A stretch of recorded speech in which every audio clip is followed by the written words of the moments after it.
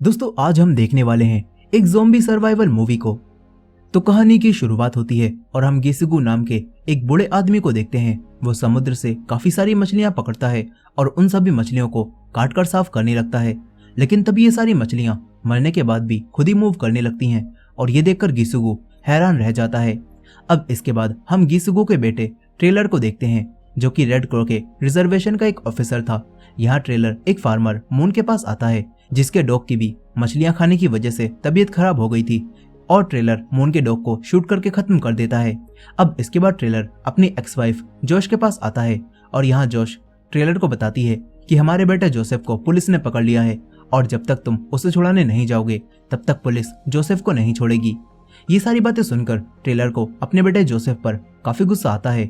वो जोश से कहता है कि आज दोपहर के बाद ही मैं जोसेफ को जेल से बाहर निकालूंगा। ये सब सुनकर जोश उसकी पहली वाइफ के बेटे लाइजोल के बारे में पूछती है और इस पर ट्रेलर जोश से कहता है कि मुझे लाइजोल के बारे में कुछ भी नहीं पता कि वो कहाँ पर है। इतना बोलकर ट्रेलर यहाँ से चला जाता है। तभी रेड क्रॉ की एक लेडी डोरिस रेडियो पर ट्रेलर को बताती है कि तुम्हारे बेटे जोसेफ के साथ लाइजोल को भी पुलिस ने पकड़ रखा है। साथ ही डोरिस ट्रेलर को बताती है कि आपके डैड की भी आज कॉल आई थी और वो काफी डरे हुए लग रहे थे। ये बात सुनकर ट्रेलर तुरंत ही अपने डैड गिसुगु के पास आता है। यहाँ गिसुगु ट्रेलर को एक बॉक्स खोलने के लिए कहते हैं, जिसके अंदर वही मरी हुई मछलियां थी और यहाँ ट्रेलर देखता है कि ये सारी मछलियां मरने के बाद भी खुद ही मूव कर रही हैं। ये देखकर ट्रेलर भी काफी हैरान होता है। तभी गिसुगु ट्रेलर को बताते हैं कि इन मछलियों को मैंने समुद्र से निकाला था, लेकिन फिर मरने के बाद भी ये सभी ऐसी मूवमेंट करने लगी और ऐसा कुछ मैंने अपनी पूरी जिंदगी में आज तक नहीं देखा। ये सब सुनकर ट्रेलर इन सभी मछलियों को जलाने के लिए कहता है और अब जैसे ही ट्रेलर पेट्रोल लेने अपनी कार के पास आता है तो तभी मून का मरा हुआ डॉग, जो कि उसकी कार की डिग्गी में पड़ा हुआ था, वो भी बाहर निकलने की कोशिश करने लगता है। ये देखकर ट्रेलर डिग्गी को खोलता है और उस डॉग के हमला करने से पहले ही उसे मार देता है। लेकिन ये सब देखकर इन दोनों को कुछ भी समझ नहीं आता कि ये सब क्या हो रहा है। अब इसके बाद ये दोनों इस डॉग और सारी मछलियों को जला देते हैं। इन अजीब चीजों को होता हुआ देखकर ट्रेलर अपने रेड गिसुगु को अब रेड क्रॉ का डिप्टी बना देता है और उन्हें हर चीज पर नजर रखने के लिए कहता है। अब इसके बाद हम ट्रेलर के बेटे लाइजोल को देखते हैं, जो कि अपने सौतेले भाई जोसेफ के साथ जेल में बंद था। यहाँ जोसेफ लाइजोल से बात कर रहा था और यहाँ हमें पता चलता है कि ये दोनों काफी अच्छे दोस्त हैं। अब तभी यहाँ पर मौजूद एक और आदमी ब्लड वॉमिट करने लगता है और ये देखकर जोसेफ और लाइजोल को काफी अजीब लगता है। यहीं अब ट्रेलर भी जोश के साथ पुलिस स्टेशन आ जाता है, जहाँ पुलिस ऑफिसर जोश को काफी कुछ सुनाता है और उससे कहता है कि तुम्हारा बेटा जोसेफ हर बार कोई ना कोई क्राइम करके बंद हो ही जाता है। यहीं वो ऑफिसर ट्रेलर को बताता है कि इस बार जोसेफ ड्रिंक करके एक ब्रिज पर चढ़ गया और उसने वहां से गुजर रही कार पर पोटी कर दी और इसी वजह से हमने उसे पकड़ा है। अब इसके बाद ट्रेलर और ये ऑफिसर जोसेफ के पास आते हैं, जहाँ इन्हें वही आदमी दिखाई देता है जो कि ब्लड वॉमिट कर रहा था। यहाँ ये पुलिस ऑफिसर इस आदमी के पास जाने लगता है, लेकिन तभी ये आदमी इस ऑफिसर पर हमला करके उसके काटने लगता है और हम देखते हैं कि ये आदमी एक ज़ॉम्बी बन चुका था। यहाँ ट्रेलर और जोसेफ इस ज़ॉम्बी को पकड़ने की कोशिश करने लगते हैं, लेकिन ये ज़ॉम्बी जोसेफ के भी काट लेता है। इसके बाद ट्रेलर किसी तरह से इस ज़ॉम्बी को पीटकर जेल में बंद कर देता है और सभी लोग वहां से बाहर आ जाते हैं। लेकिन यहाँ ये ज़ॉम्बी काफी ज्यादा पिटने के बाद भी अभी भी जिंदा था। अब इसके बाद जोसेफ जोश को भी ये सारी बातें बताता है और कहता है कि मुझे एक अजीब आदमी ने काट लिया है। लेकिन यहाँ पर जोश को इस सब से कुछ भी फर्क नहीं पड़ता। वो जोसेफ से कहती है कि आखिर तुम हर बार उस लाइजोल के साथ ही जेल में बंद क्यों होते हो, और जब भी तुम कोई क्राइम करते हो तो हर बार लाइजोल ही तुम्हारे साथ क्यों होता है। ये सुनकर जोसेफ अपनी मॉम से कहता है कि लाइजोल काफी अकेला है और उसे डैड ने भी छोड़ दिया है, इसीलिए मैं उसके साथ रहता हूँ। मगर जोश कहती है कि अब तुम्हें लाइजोल को छोड़कर अपनी गर्लफ्रेंड चार्ली पर ध्यान देना चाहिए, क्योंकि वो प्रेग्नेंट है और तुम्हें अपने आने वाले बच्चे के लिए भी तैयारी करनी होगी। ये सारी बातें करने के बाद जोश जोसेफ को इंजेक्शन लगाने के लिए हॉस्पिटल ले जाने लगती है। वहीं दूसरी तरफ ट्रेलर लाइजोल को भी समझाने की कोशिश करता है, लेकिन लाइजोल ट्रेलर की कोई भी बात नहीं सुनता। तभी डोरिस ट्रेलर को बताती है कि शुकर ने मुझे कॉल की थी और उसकी गर्लफ्रेंड की तबीयत खराब हो गई है, लेकिन शुकर के घर अभी तक एक भी एम्बुलेंस नहीं आई है। ये बात सुनकर ट्रेलर शुकर के घर जाने लगता है। वहीं जोसेफ भी अब हॉस्पिटल में आता है, जहाँ उसकी गर्लफ्रेंड चार्ली भी होती है, जो कि अबॉर्शन करवाने आई थी। लेकिन यहाँ पर जोसेफ चार्ली को समझाता है और ये दोनों आने वाले बच्चे को पालने का फैसला करते हैं। यहीं जोश को भी पूरे हॉस्पिटल में ढूंढने के बाद भी टेटनस का इंजेक्शन नहीं मिलता और तभी एक नर्स उसे बताती है कि पूरे हॉस्पिटल में आज काफी ज्यादा काटने के केस आ रहे हैं, इसी वजह से टेटनस की दवाई खत्म हो चुकी है। जोश ये सारी बातें कर ही रही थी कि तभी उसे हॉस्पिटल के अंदर से अजीब अजीब सी आवाजें आने लगती हैं और जोश देखती है कि सारे पेशेंट्स आपस में ही एक दूसरे को काट रहे हैं। इस तरफ ट्रेलर भी शुकर के घर में आता है, जहां शुकर अब काफी ज्यादा नशे में था और वो ट्रेलर से कहता है कि मेरी वाइफ अजीब अजीब सी हरकतें कर रही है। ये बात सुनकर ट्रेलर शुकर की वाइफ के पास जाता है और यहाँ पर शुकर की वाइफ भी एक ज़ॉम्बी बन चुकी थी और वो अपने ही बच्चे को खा रही होती है। यहाँ अब वो ट्रेलर को देखते ही उस पर हमला कर देती है और उसके हाथ पर काट लेती है। ये देखकर ट्रेलर यहाँ से भागने लगता है, लेकिन अब तभी शुकर की वाइफ शुकर को ही काटने लगती है। ये देखकर ट्रेलर अब शुकर की वाइफ का सर काट के उसे खत्म कर देता है और शुकर को लेकर यहाँ से भाग जाता है। ट्रेलर डोरिस को ये सारी खबर देता है और ये सुनकर डोरिस ट्रेलर को बताती है कि जोश भी एक एम्बुलेंस लेकर तुम्हारे ही पास आ रही होगी। साथ ही डोरिस ट्रेलर से कहती है कि तुम उन ज़ॉम्बीज के काटने से बचकर रहना। इसके बाद ट्रेलर जोश के पास आता है, जो कि एक ब्रिज पर थी और उसकी हालत भी काफी खराब हो चुकी थी। यहाँ जोसेफ भी एम्बुलेंस का डोर लॉक हो जाने की वजह से एम्बुलेंस में ही अटक गया था और तभी एक ज़ॉम्बी उसके ऊपर हमला करने लगती है। तभी ट्रेलर किसी तरह से एम्बुलेंस का डोर खोलता है, लेकिन ये ज़ॉम्बी अब उसके ऊपर हमला करके उसके काटने लगती है। मगर तभी यहाँ पर बम्पर नाम का एक आदमी आता है और चेंसो की मदद से उस ज़ॉम्बी को काटकर ट्रेलर को बचा लेता है। फिर यहाँ पर ये सभी लोग मिलकर सारे ज़ॉम्बीज को जलाते हैं और समझ जाते हैं कि पूरे शहर में वायरस फैल गया है और इसी वजह से सभी लोग ज़ॉम्बी बनने लगे हैं और मरे हुए लोग भी जिंदा होने लगे हैं। अब इसके बाद कहानी 6 महीने आगे जाती है, जहाँ ये पूरा शहर वायरस फैलने की वजह से पूरी तरह से बदल चुका था और आम लोग ज़ॉम्बीज से बचकर रहना सीख रहे थे। यहाँ अब एक दिन चार्ली और जोसेफ अपने बनाए कैंप में 2 लड़की और एक आदमी को लेकर आते हैं और उनकी मदद करने के लिए कहते हैं, लेकिन तभी लाइजोल देखता है कि इस छोटी लड़की को ज़ॉम्बी ने काट रखा है और इसमें भी इन्फेक्शन फैल गया है। ये देखकर लाइजोल इस आदमी को मारने लगता है और जोसेफ से कहता है कि तुम इस तरह किसी को भी यहाँ पर नहीं ला सकते। साथ ही लाइजोल अब इस आदमी से उसकी इन्फेक्टेड बेटी को खत्म करने के लिए बोलता है। ये देखकर चार्ली उसे रोकती है, मगर तभी लाइजोल चार्ली पर गन पॉइंट कर लेता है। ये देखकर जोसेफ को गुस्सा आता है और वो लाइजोल के एक पंच मार देता है। यहाँ ये दोनों आपस में ही लड़ने लगते हैं, मगर तभी ट्रेलर यहाँ पर आता है और इन दोनों को शांत करा देता है। वो सभी लोगों से कहता है कि हमें इन्फेक्टेड लड़की को खत्म करना होगा और हम लोग बाकी दोनों सर्वाइवर्स को कुछ भी नहीं करेंगे। ये बात सुनकर ये सर्वाइवर आदमी ट्रेलर से कहता है कि मुझे पता है तुम लोग यहाँ पर ज़ॉम्बीज के काटने का इलाज करते हो और इसी वजह से मैं अपनी बेटी को यहाँ पर लाया हूँ ताकि तुम लोग उसे ठीक कर सको। लेकिन यहाँ पर अब इस लड़की की सांसें बंद हो चुकी थी और ये मर चुकी थी। ये देखकर ट्रेलर सभी लोगों को यहाँ से बाहर भेजता है और इस इन्फेक्टेड लड़की को यहीं मार देता है। ये सब देखकर इस लड़की के डेड को काफी बुरा लगता है। तभी एक लड़की इस आदमी को समझाती है और कहती है कि यहाँ पर मौजूद सभी लोगों ने किसी न किसी को खोया है और अब तुम्हें भी यहाँ पर जिंदा रहने के बारे में सोचना होगा। इसके बाद हम जोश को देखते हैं, जो कि बाहर से आई हुई एक लड़की लिलित का चेकअप कर रही थी। जोश उससे पूछती है कि क्या तुम्हें किसी ज़ॉम्बी ने काटा था। इस पर लिलित जोश से मना कर देती है। इसके बाद लिलित बाथरूम में जाकर अपना पेट देखती है और उस पर एक ज़ॉम्बी ने काट रखा था, जिससे पता चलता है कि लिलित भी अब इन्फेक्टेड है, लेकिन उसने जिंदा रहने के लिए जोश से झूठ बोल दिया। यहीं अब लिलित को बाथरूम के अंदर से अजीब अजीब सी आवाजें आने लगती हैं और लिलित जब वहां जाकर देखती है तो यहाँ पर वही आदमी था जिसकी बेटी को ट्रेलर ने मार दिया था और ये आदमी भी इन्फेक्टेड होकर ज़ॉम्बी बन गया होता है। वहीं अब ट्रेलर सभी लोगों को बताता है कि हमने इस जगह पर आने वाले हर एक रास्ते को सील कर दिया है और अलग अलग कैंप्स भी ज़ॉम्बीज को यहाँ आने से रोक रहे हैं। साथ ही यहाँ पर ट्रेलर सभी लोगों से ज़ॉम्बीज की बॉडी को मारते ही जला देने के लिए बोलता है ताकि वो ज़ॉम्बी दोबारा से जिंदा ना हो पाए।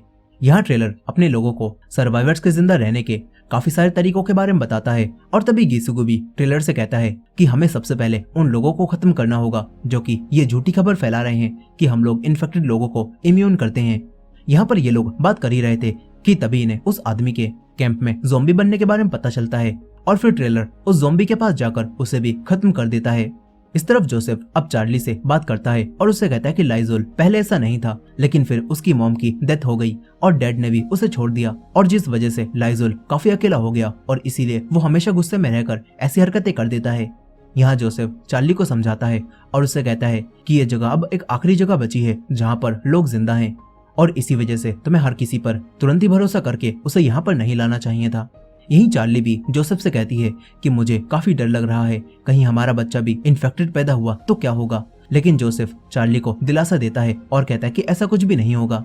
इस तरफ ट्रेलर को भी ज़ॉम्बी से लड़ाई में काफी चोट लगती है और जोश उसकी पट्टी करने लगती है और उसे बताती है कि जोसेफ भी तुम्हारी तरह काफी होशियार है और वो भी एक अच्छा डैड बनेगा। अब इसके बाद रात के समय लाइजोल फिर से सभी लोगों से बहस करने लगता है और कहता है कि वो ट्रेलर के ज़ॉम्बीज को इस जगह से दूर रखने के प्लान के खिलाफ है। यहाँ लाइजोल गुस्से में यहाँ से पार्टी करने चला जाता है और तभी ट्रेलर भी अपने डैड और बम्पर के साथ एक गैस स्टेशन पर जाने लगता है। अब इसके बाद जोसेफ भी लाइजोल के पास आता है और यहाँ लाइजोल चार्ली पर गन पॉइंट करने की वजह से जोसेफ से माफी मांगता है और जोसेफ से कहता है कि तुम काफी अच्छे इंसान हो जो कि हर किसी की फिक्र करता है, लेकिन मैं तो काफी बेकार हूँ। मगर जोसेफ लाइजोल से कहता है कि तुम बेकार नहीं हो बल्कि तुम भी काफी काम के हो। इसके बाद यहाँ पर लाइजोल काफी ज्यादा नशा करने लगता है और फिर उसी लड़की लिलिथ के पास चले जाता है। यहीं अब जोसेफ उसी फार्मर मून से बात करता है और यहाँ मून जोसेफ से कहता है कि हम लोगों ने इस धरती को काफी बुरा कर दिया था और शायद हमें उसी चीज की अब सजा मिल रही है। यहाँ जोसेफ ये सारी बातें कर ही रहा था कि तभी उसे लाइजोल के चिल्लाने की आवाज आती है और ये सुनकर जोसेफ लाइजोल के पास आता है और देखता है कि लिलिथ जो कि पहले ही इन्फेक्टेड थी उसने अब ज़ॉम्बी बनकर लाइजोल के काट लिया है। वहीं अब ट्रेलर भी एक गैस स्टेशन पर पहुंच जाता है और ये लोग ज़ॉम्बीज को खत्म करते करते आगे बढ़ने लगते हैं और यहाँ एक जगह पर इन्हें पहले से ही काफी सारे मरे हुए ज़ॉम्बीज दिखाई देते हैं। इस तरफ अब जोसेफ लाइजोल से जल्दी से कैंप चलने के लिए बोलता है, मगर अब लाइजोल जोसेफ से कहता है कि तुम सभी लोगों को हॉल में लेकर आओ और मैं लिलिथ से उन्हें कटवा कर उन्हें भी खत्म कर दूंगा। यहाँ हमें अब लाइजोल का असली प्लान पता चलता है और वो यहाँ पर मौजूद हर एक इंसान को जिंदा नहीं रखना चाहता था और इसीलिए अब लाइजोल जोसेफ के पीठ में भी चाकू घुसाकर उसे घायल कर देता है। इसके बाद वो लिलिथ को भी आजाद करके उन आम लोगों पर छोड़ देता है और लिलिथ सबको काटकर ज़ॉम्बी बनाने लगती है।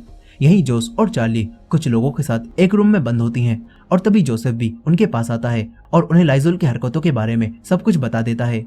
यहाँ सारी बातें सुनकर एक आदमी डरकर रूम से बाहर निकलता है, लेकिन तभी एक ज़ॉम्बी उस पर हमला करके उसे खत्म कर देता है। ये सब देखकर सभी लोग अब काफी डर जाते हैं। फिर कुछ समय बाद ट्रेलर कैंप में आने लगता है और तभी उसे भी ज़ॉम्बीज की आवाजें सुनाई देती हैं और फिर जोस भी रेडियो की मदद से ट्रेलर से बात करती है और उसे बताती है कि पूरे कैंप में ज़ॉम्बी फैल गए हैं और मैं चार्ली और जोसेफ और कुछ लोगों के साथ बेसमेंट में फंसी हुई हूँ।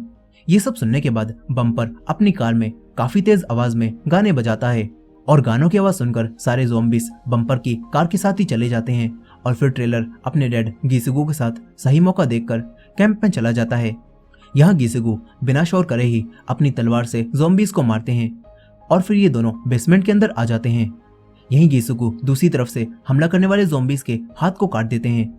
इसके बाद ट्रेलर जल्दी से सभी लोगों से बाहर खड़े हुए ट्रक में चले जाने के लिए बोलता है और फिर खुद भी चार्ली, जोस और जोसेफ के साथ बाहर आने लगता है, लेकिन यहाँ पर प्रेग्नेंट होने की वजह से चार्ली तेज नहीं चल पाती और तभी ज़ॉम्बीज गेट तोड़कर इनके पास आने लगते हैं। ये देखकर ट्रेलर ज़ॉम्बीज पर फायर करता है और इसकी आवाज सुनकर और भी ज़ॉम्बीज इनकी तरफ अट्रैक्ट होने लगते हैं।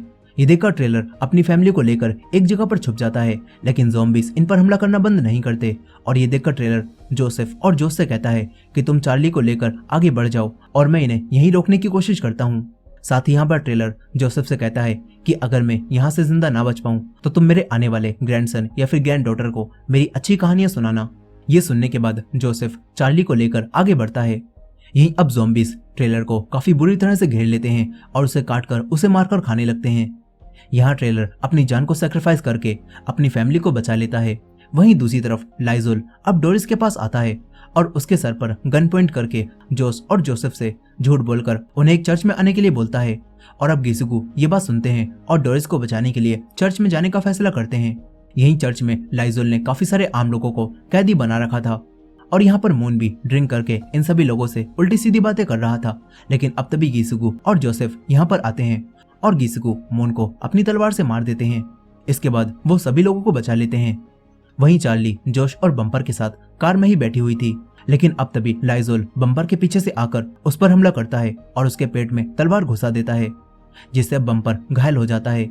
ये देखकर जोश लाइजोल पर गन पॉइंट कर लेती है, लेकिन तभी लाइजोल चार्ली के ऊपर गन पॉइंट करता है और उसे मारने की धमकी देने लगता है।